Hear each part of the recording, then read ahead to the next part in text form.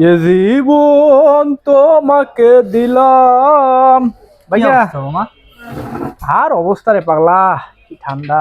ভাই না, হ্যাঁ, আমাদের জীবনটা খুব ক্ষণস্থায়ী বাবা, ক্ষণস্থায়ী, তাই না? তা তো। এই মনে করো, এই দুনিয়ার সব মায়া মোহ, প্রেম প্রীতি ভালোবাসা পরকীয়া সব কিন্তু রেখে আমাদেরকে চলে যেতে হবে। এই দেহ মাটিতে মিশে যাবে।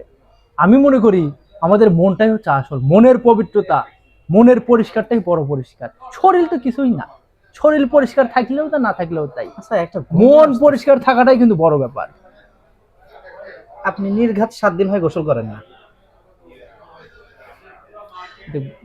গোসল তো করাটা ইম্পর্টেন্ট ব্যাপার না, আমার তো মন পরিষ্কার। তোর মন পরিষ্কার, গোসল করে আসেন যান। বুঝলাম না, গোসল কেন করতে হবে? এই জন্য আপনার বিয়ে হয় না। গোসলের সাথে বিয়ের কি সম্পর্ক? আল্লাহ, কোনে হাঁটা হলো কোনে বাড়িতে চলে গেল, গন্ধ তো হয়ে গেছে।